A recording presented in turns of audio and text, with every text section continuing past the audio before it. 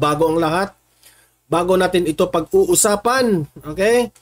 Tulungan niyo po muna ako na i-like at saka i-share itong live natin, itong video natin para guys kakalat ito sa taong bayan, okay? Sabay-sabay muna tayong mag-like and share sa Donmar TV. Mag-like and share na lahat. 1, 2, 3, go! Yan, naka-like and share na ba? And also guys, importante pa rin ha, sa mga hindi pa nakasubscribe dito sa Donmar TV, mag-subscribe na po kayo. Kasi kung mag-subscribe kayo, updated kayo lagi sa ating mga balita. At yung mga cellphones ninyo ay magno-notify yan kung meron tayong live na o may breaking news tayo. Okay? So, sabay-sabay tayong mag-subscribe sa Donmar TV. Sa mga hindi pa nakasubscribe, 1, 2, 3, go! Ayan, nakasubscribe na ba? Lahat? Punta naman tayo dito kay Shelo Magno. Walang kupas na trending pa rin, no? Kanina kasi itong si Shela Magno, New Year ng umaga, in-interview ito ni Ted Filon, no?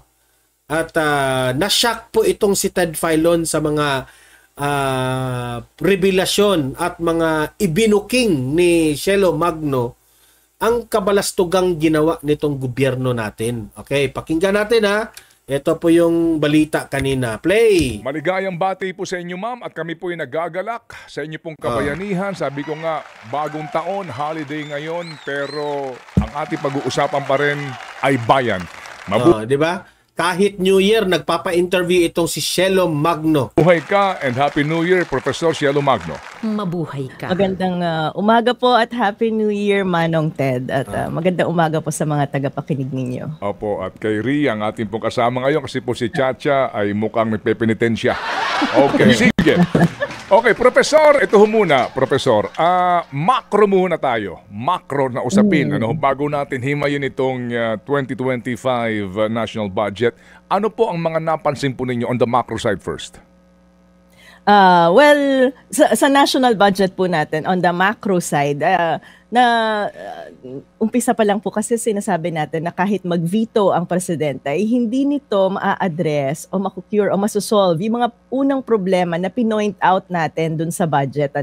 Kasi lalong-lalo na po yung sinasabi natin na dapat priority ang education at hindi infrastructure.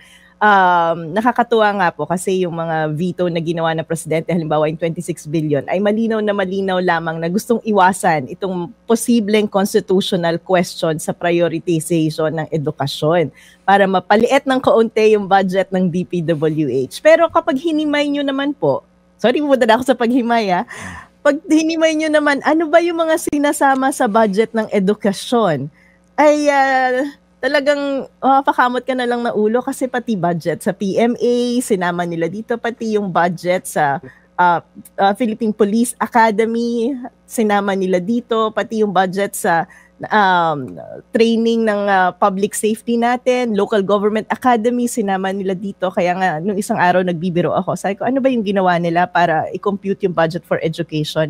Word search ata dun sa budget document, hinanap yung may Academy, Institute, College, tapos inad nila lahat. Pero sa totoo lang po, ang sa akin kasi, kapag pinag-uusapan natin ng usapin ng edukasyon, babalik tayo, ano ba yung basic problem natin sa edukasyon? Correct. Ito ay yung extent ng literacy at numeracy, yung skills ng ating mga kabataan tungkol sa basic education. At napakalaki po ng problema natin dyan. Ngayon kung titingnan natin na yan ang problema natin, ang susunod na tanong, ano sa mga budget natin sa edukasyon ang tumutugon dyan sa problema na yan? Hindi ko po sinasabing hindi importante yung budget ng PMA, pero yung budget po ng PMA ay hindi pasok dun sa pag-solve ng problem natin sa basic education. Correct, Yan po correct. ay national defense. Kaya kitang-kita naman po natin yung pag-stretch ng administrasyon na to para i-justify na hindi malaki pa rin yung budget natin. Di ba?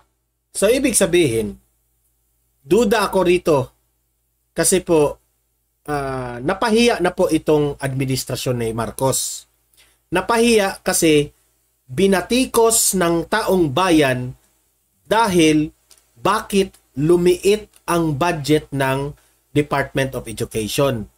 Nakasaad sa ating konstitusyon na dapat pinakamalaking budget ang Department of Education. Pero bakit ngayon ang liit?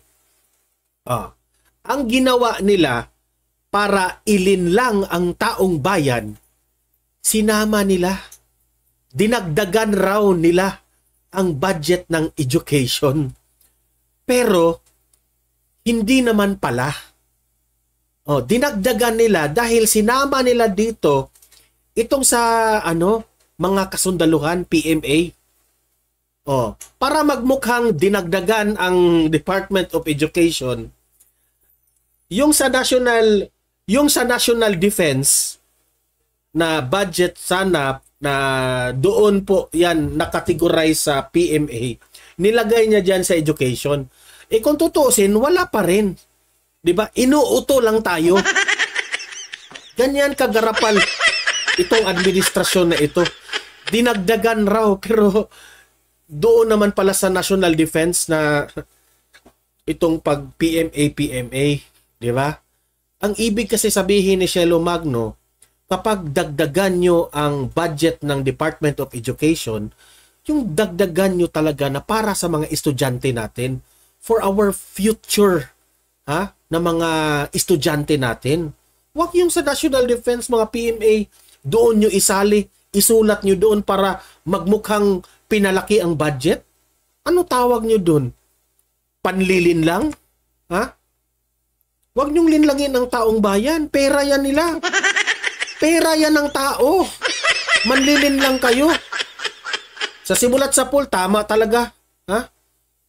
Tama talaga na pambubudol talaga itong administrasyon na ito. For education. So yun po yung unang-unang kritisismo ko, kasi yan yung makikita natin may constitutional question pa rin. Yung pangalawa po ay sinasabi naman po natin na sa veto power ng presidente ay hindi talaga pwedeng magdagdag ng budget do sa mga sektor na nabawasan ng budget. Kaya sa tingin po natin, itong nangyari na to ay very cosmetic lamang ang changes.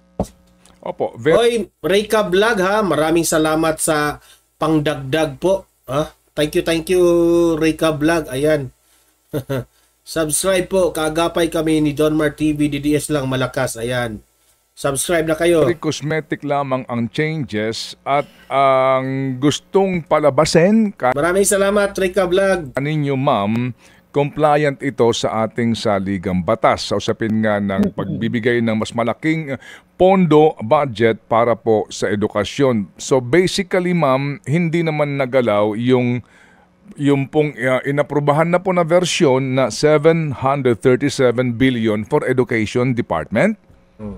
Tama po, kasi hindi po maaaring magdagdag ng additional, hindi po maaaring magkaroon ng additional budget. Hindi po, wala po sa kapangyarihan ng presidente ang magdagdag ng budget. Maaari lamang po siyang magtanggal. So ang nangyari, binawasan lang po niya ng 26 billion itong DPWH. Hindi siya pwedeng magdagdag sa DepEd. Tapos ito nga pong lumalabas na breakdown nila nung sinasabi nilang education sector. Kasi ang presidente raw walang kapangyarihan magdagdag. So, ibig sabihin, kung yun ang budget ng Department of Education, yun pa rin yun. So, wag niyong isama yan yung PMA ko, no? Na parang dinagdagan. Di ba? Hindi ibig sabihin na ito mga PMA na ito ay mga estudyante ito, kasama ito sa Department of Education. Ano kami? Bobo? Di ba? Ay, naku, itong gobyernong ito. Di ba? Tapos, yung reklamo ng taong bayan na sobrang laki ang budget ng DPWH, binawasan raw ni Bongbong Marcos. Binawasan raw. Uutuhin pa niya tayo dyan sa pawas-bawas na yan. Para rin namang wala Ay, nako. Inisa-isa ko nga po kasi sinama nila yung PMA, kasi baka naman sabihin, 'di ba? May academy din naman yan, may gumagraduate din naman sa PMA. Pero kapag tinignan niyo, ano ba yung main objective ng PMA? Ito ay tugon sa national security threat. Correct. Para magkaroon tayo ng mga graduate na military para sa armed forces. Philippine National Police Academy. Tama, academy. Nagbibigay din naman sila ng diploma. Pero ang pangunahing objective po ng Philippine National Police Academy ay public safety. Philippine Public Safety College, ito ay continuous training ng ating mga PNP, Bureau of Fire Protection at saka Jail Management and Penology. Ganun pa rin po yung iba. Inisa-isa ko talaga siya. National Defense College. Ito ay institusyon na nag-aaral tungkol sa national defense. Local Government Academy. Ito ay training center para sa nating local government. Teka muna guys ha, kasi yung aking green screen medyo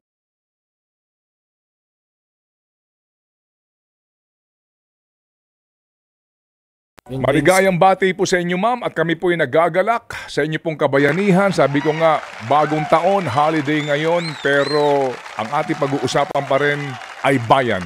Mabuhay! Inayos ko lang yung green screen natin ha. Inayos ko lang. Sige, continue. Ay talagang pro-politician.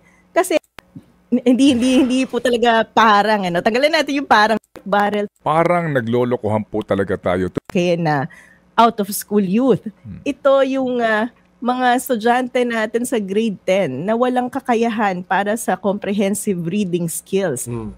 Yung pinakamalaking problema natin, yung PISA score natin na napakababa at yung indikasyon ng kakulangan ng mga kabataan natin sa kakayahang magbasa at magsulat. Tapos ito yung ibibigay niyo sa ating datos na nagja-justify na malaki. Ito, tanong ko lang ito sa ating administrasyon ha. Marcos, Bongbong Marcos, kung if you are really concerned sa mga estudyante natin, dapat sana inadvisean mo itong si Tambaluslos na bigyan nyo naman ng importansya ang Department of Education.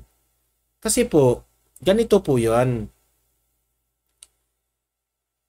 Importante, nakasaad yan sa institusyon natin, na importante po na itong utak ng ating mga mag-aaral, dapat busog sila sa kaalaman.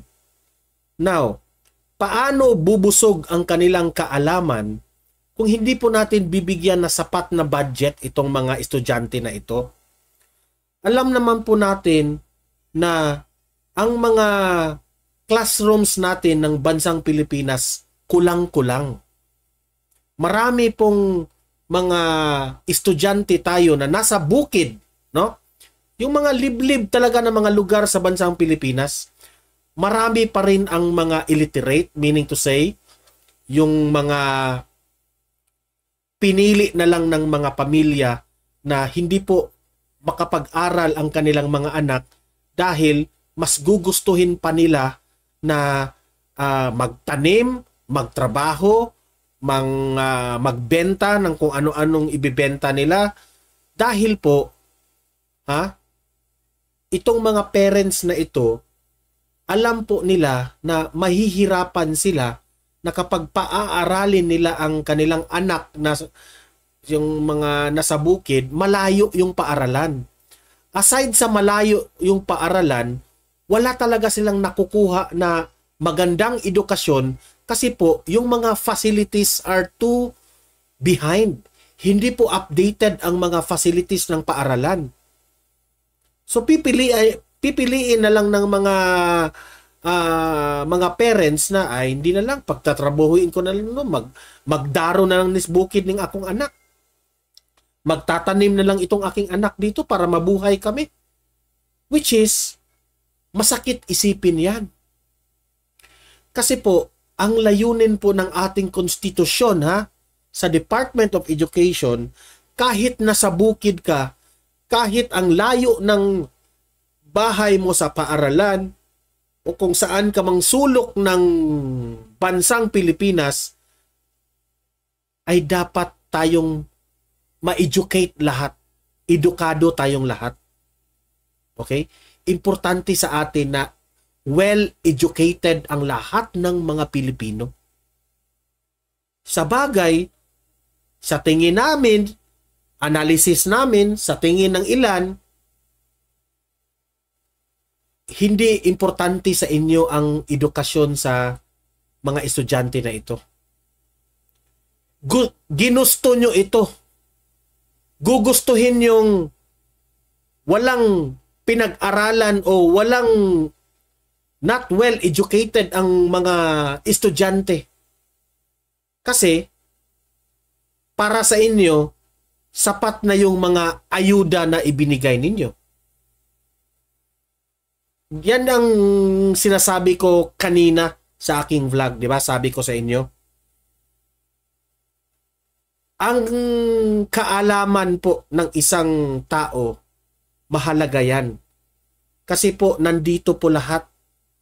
If alam mo paano maitataguyod ang pamumuhay, paano maitataguyod ang inyong buhay, paano magnegosyo dahil nag-aral ka, o kung anong trabaho mo dahil nag-aral ka, kahit hindi mo nabigyan ng mga ayuda ang bansang Pilipinas. Kasi po, the quality of education is well served. Pero kung ganyan lagi ang mga ginagawa ninyo, binabaliwala nyo lang ang edukasyon ng ating bansa, patuloy na maging mangmang at walang alam talaga ang mga iilan nating taong bayan. Tapos, binibigyan lang ninyo ng mga ayuda para hindi sila magrereklamo. Yan, sinasabi ko yan kanina, na yang ayuda na yan, walang magandang idinudulot yan sa bansa natin. Wala pong bansang umunlad dahil sa ayuda. Kasi po, ang taong bayan, dahil sa mga ayuda na yan, wala na. Aasa na lang sila sa mga ayuda. Oy, Rika Vlog, another 5, ano ba yan? 5, hindi ko maano yan, what kind of ano. Basta maraming salamat, Rika Vlog, thank you very much. So, ang sa akin, ito yon. Ang kaalaman po is everything. Ika nga, sabi nila, if you give a man a fish, tatagalugin ko para malinaw sa inyo. Kung ang tao, bibigyan mo ng pagkain, siguro mabubuhay siya ng isang araw.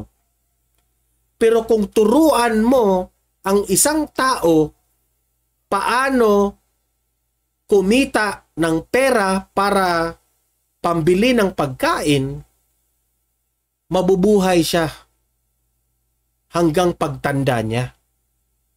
In English, if you give a man, ito wisdom ito if you give a man a fish, he will live for one day. But if you teach a man how to fish, he will live forever. Yan po ang that may not be the exact words, pero ang thought, yun. Okay? Yun po ang ibig sabihin ng wisdom na yun. Okay? Sabi ni Nila Araula, ayuda, hindi naman lahat nabibigyan. Diba? Ang budget sa edukasyon, parang naglolokohan po talaga tayo. Parang naglolokohan po talaga tayo. To be straightforward about this, ma'am,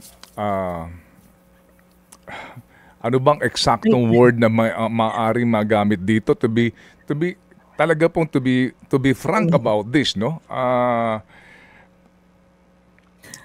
Hindi po talaga parang tanggalin natin yung parang naglolokohan tayo at patuloy na ginagago ang taong bayan. Yun po talaga yung tamang salita. Klaro yun, Iniba ni Cielo Magno, hindi parang naglulukuhan. Naglokohan talaga itong administrasyon na ito.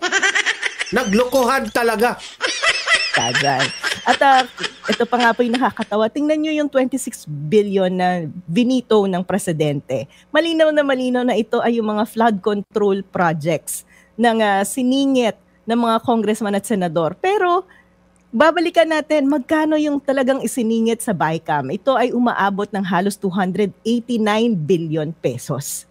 Grabe. Ba? At ang binito lang ay 26 billion. Mukha talagang naghirap yung presidente. Inisa-isa.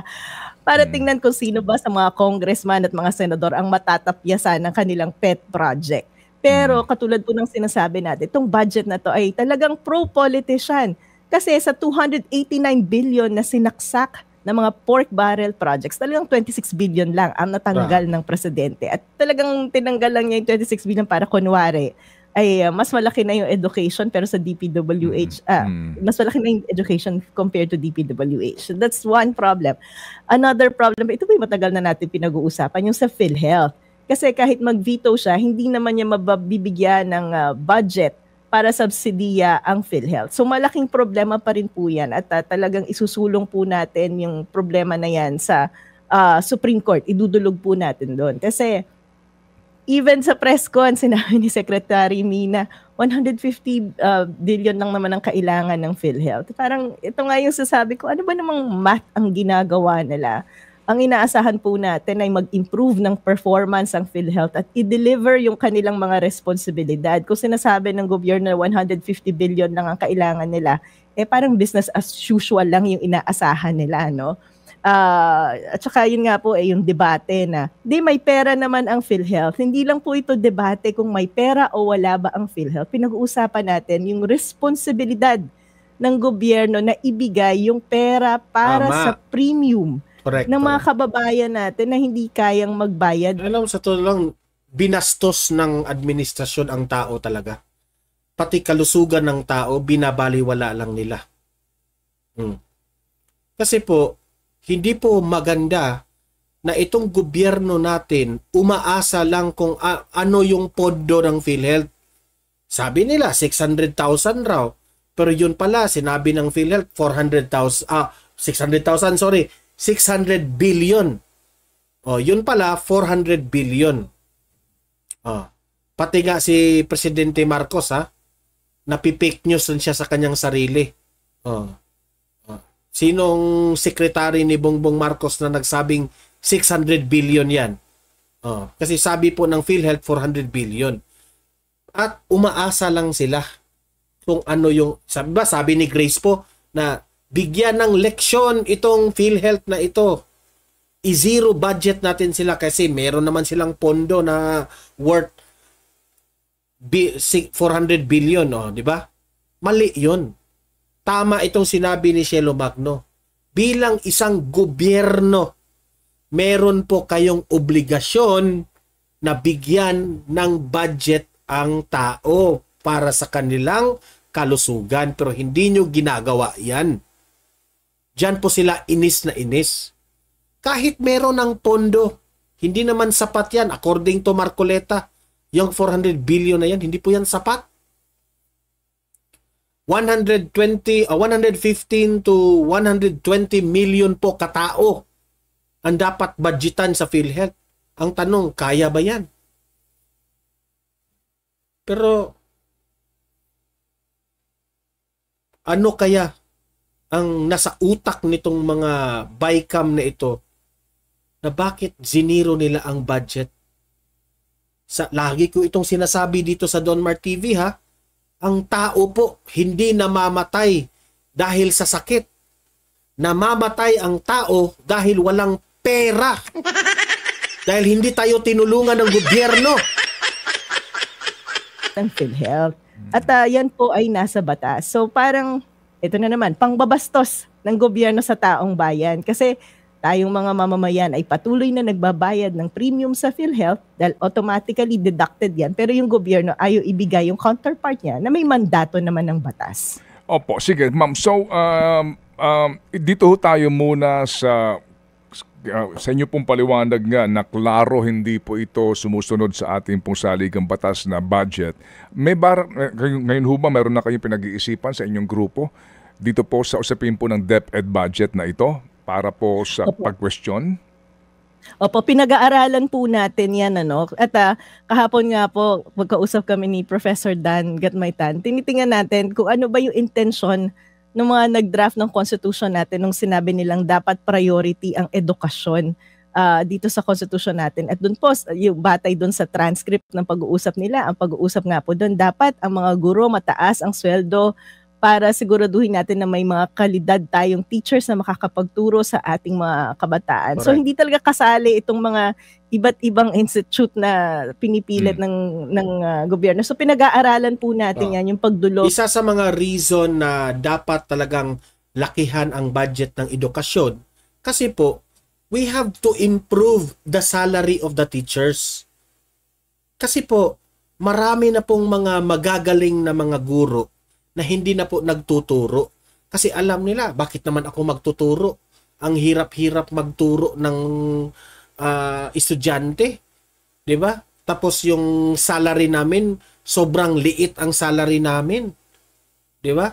So, we could not get a quality teacher. 'Di ba? Maraming mga magagaling na guro, pero iba yung trabaho. Nag-a-abroad, nag-OFW, nagtrabaho doon sa ibang country na malaki yung sahod kasi mas doon nila na maximize ang kanilang sarili. Bakit naman ako ang anong tawag doon? Ang hirap-hirap maging guro tapos kaunti lang ang sweldo ng Pilipinas? So punta na lang ako sa labas, doon na lang ako magtatrabaho. Mas malaki pa ang sahod nila. O, 'di ba? Naging sayang rin ang ang mga magagaling nating guro. Kasi dahil diyan maliit ang budget sa education, mas marami pang mga guro na magre-resign at mag-a-abroad na lang lahat. Wala na. At kung wala na po tayong quality na mga teachers, meaning to say, wala na rin tayong quality na mga kaalaman sa ating mga estudyante natin. Lahat na rin tayo. We could not have a quality of education sa bansa natin. Yan kasi bangag legacy sa Supreme Court tungkol sa constitutionality nitong budget na ipinasa at pinirmahan ni Pangulong Marcos. Opo, but definitely ma'am, definitely, yun po talaga ang direksyon po natin, ang inyo pong gagawin. Kasi kung klaro ho naman kaninyo, for sure, dudulog kayo sa Supreme Court, gaya po ng inyong ginawa din sa usapin po ng PhilHealth. Yes po, kasi hindi po natin dapat payagan at tolerate na lang itong patuloy na ginagawang pangbababoy sa national budget natin at yung hindi pagsunod sa mga dapat pinaprioritize. Kasi kung hindi natin gagawin yan, ay patuloy na magiging pabor lamang sa mga politiko itong budget na pinapasa nila. Tama ka dyan, Silvio Magno. Nag-create sila ng budget planning para pabor sa kanila sa mga politiko. Hindi po pabor para sa taong bayan. Pabor po sa mga buayang politiko. Na galing naman sa ito nga yung tax ng ina mo, bantayan mo. Galing po yan sa tax na binabayad natin. Okay. So, kailangan po talagang binabantayan natin. Sige ma'am, may pahabol lang pong tanong si Ria bago pong ilang pang katanungan ng inyong lingkod. Go ahead, Ria, please. Magandang umaga po, Professor Magno. Ria Fernandez po, no? Nabanggit po ninyo yung inyong plano, kasama sa plano nyo na questionin ang 2025 budget sa Korte Suprema. Pero, Prof, hindi pa po ba huli na or parang moot and academic o wala nang saysay dahil today ay technically in effect na yung 2025 General Appropriations Act? Hindi naman po. Kasi kung sakasakali halimbawa yung PhilHealth, idudug natin yan sa Supreme Court at sabihin ng Supreme Court na kailangan at responsibilidad ng gobyerno na lagyan ng budget at ibigay yung nararapat na alokasyon sa PhilHealth dahil naayon yan sa batas, ay kailangan magkaroon ng special na batas ang Kongreso para bigyan ng budget ang PhilHealth. At saka alam niyo po, ito kasi ang nangyayari dyan, lalong-lalo na sa PhilHealth, mga nakakaraang taon, nagsimula yan 2023, talagang tinatapyasan na nila at hindi nila binibigay kung ano yung naaayon sa batas. So napaka-importante po na gawin natin to para sa mga susunod pang taon ay tigilan na ng Kongreso yung paglabag sa batas at yung hindi pagbibigay ng naaayon sa batas ng kung ano ba yung dapat napupunta sa PhilHealth. May isang observation pa pala tayo dito sa budget veto ng presidente kasi 26 billion ay binaba sa DPWH at may sinasabi silang yung unprogrammed fund ay binawasan din ng 160. Grabe. Grabe na ito. Sabi ko sa inyo lumalala na talaga ang problema ng Pilipinas. magti 3 years pa lang itong si Bongbong Marcos ha, pero ang dami ng ganap. Ang dami na pong reklamo ang taong bayan, especially itong budget na ito. Alam mo, sa totoo lang, ako ha, this is my own opinion, ang solusyon ng taong bayan dito, no, itong problema na ito, itong lumalaganap na korupsyon, mga ayuda, tapos heto pa, hindi na po nila sinusunod ang konstitusyon natin when it comes to budgeting. The only solution sa problema na ito, talagang palitan na yan si Bongbong Marcos maging presidente.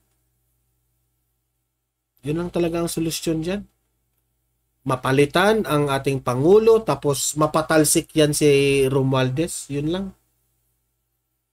Kawawa talaga ang bayan natin. Sa totoo lang. 8 billion pesos. Pero yun nga po ang overall effect nito ay wala naman. Kasi yung unprogrammed appropriation, wala naman talagang pondo yun. Sabi ni Reyka Vlog, if we have quality teacher, we can procure brilliant student and has critical minds. Ayan, di ba? Diba?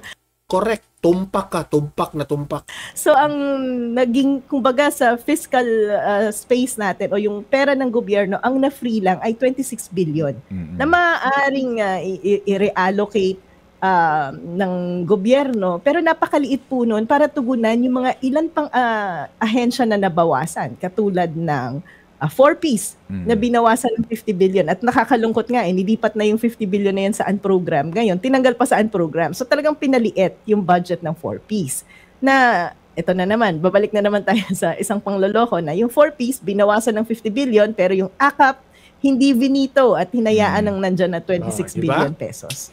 So, yung nga po, Professor, ha, ito muna. So, yung pong usapin ng education budget, klaro po ito, talagang dapat idulog sa kataas-taasang hukuman. Dito po sa unprogram appropriations na ito na pinalalabas nila na ang laki po ng natanggal, no, na veto, gayong sabi ho ninyo, ano naman practically, walang effect yung veto mo doon sa unprogram kasi wala namang perang pinag-uusapan doon.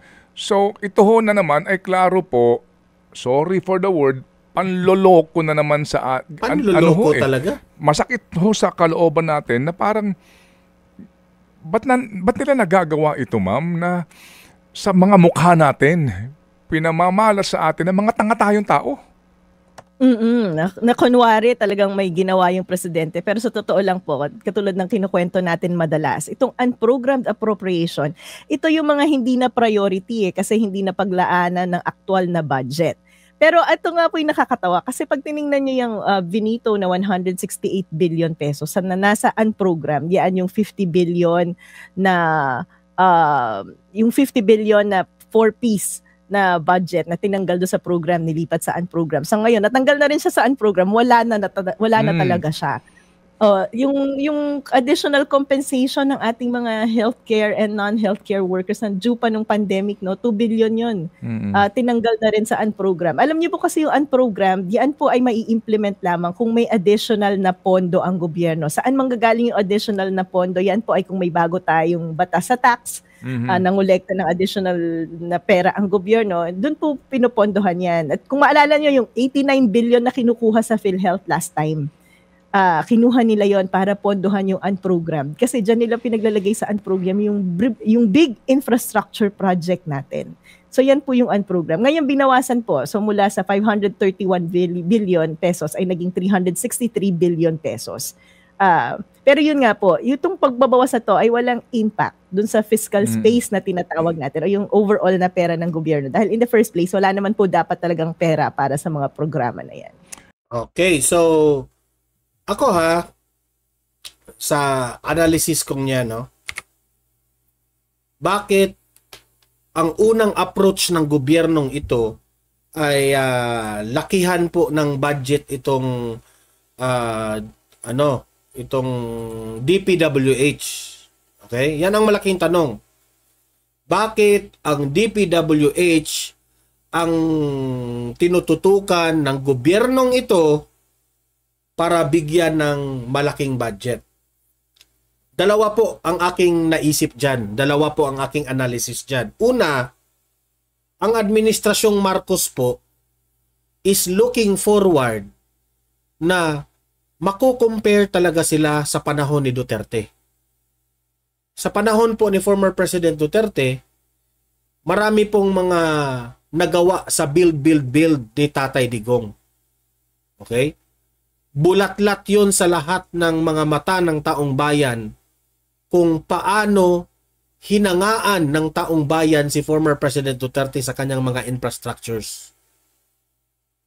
Ngayon, gusto rin nitong administrasyong Marcos na mapakita niya sa taong bayan na at least naman kahit hindi niya kaya talaga, meron rin siyang ikapakitang infrastructures. Kasi imagine ha, magti 3 years na itong si Bangag, wala talagang maipagmayabang na mga infrastructures. Di ba? Kitang-kita na talaga sa takbo ng gobyernong ito na hindi na talaga lalabang sa ginawa ni Duterte. Di ba? Pangalawa na analysis ko dyan, kung bibigyan nila ng malaking budget itong DPWH, edi syempre, maghati-hati ngayon itong mga government officials natin, mga mayors, mga kongresista, lahat-lahat na kung ano ang mga proyekto, mga infrastructures. Na alam naman po natin, sabi pa nga ni Greco Bilica, nung panahon na siya po ang liderato sa PACC, yung ahensya na nagbabantay ng mga korupsyon sa gobyerno, na itong administrasyong Marcos ay binuwag niya yan, yung PACC. Parang wala nang magbabantay, di ba? Sinabi ni Greco Bilica na galing po ang pinakamalaking pinanggalingan ng korupsyon sa bansang Pilipinas ay dito po sa mga contractors. Ano ba itong mga contractors na ito? Ito po yung mga grupo, mga private group, no, na tumutulong sa gobyerno para magtayo ng mga infrastructures. At dahil dito, makakuha ng mga, di umano sabi nila, makakuha ng mga komisyon dito sa mga contractors, itong mga buhaya natin sa gobyerno. Diba? That is also one way of corruption. Especially na malapit na ang eleksyon, tapos meron kang malaking proyekto at kukuha ka ng contractors, magkakat yan, bibigyan ng share ang mga government, mga buhaya ng mga officials na ito na kumukuha sa contractors. Bigyan mo na akong cut dyan kasi malapit ng eleksyon. Kailangan kong mamigay ng pera para mananalo na naman ulit tayo. Ganun po ang sistema. Okay? So, yun ang duda ko. Yun ang dalawa kong analysis dito. Kaya, linakihan nila itong DPWH. Okay? So, yun lang po. Yun lang po. At least, hindi po tayo nagkulang na nagva-vlog na ipinaalam ko sa inyo ang mga dahilan patungkol po dito. Okay? Libre na kayong mag-comment, mag-react sa mga pinag-usapan natin. Okay? Anong masasabi nyo? Bakit sobrang laki itong infrastructures DPWH budget compare sa edukasyon? Wala silang makukuha dyan sa edukasyon. Diba? Itong mga buhaya nating gobyerno. Okay? So guys, pag-usapan natin yan sa comment section. Okay? And paki-like, paki-share itong video na ito At mag-subscribe, follow na rin sa mga hindi pa nakasubscribe.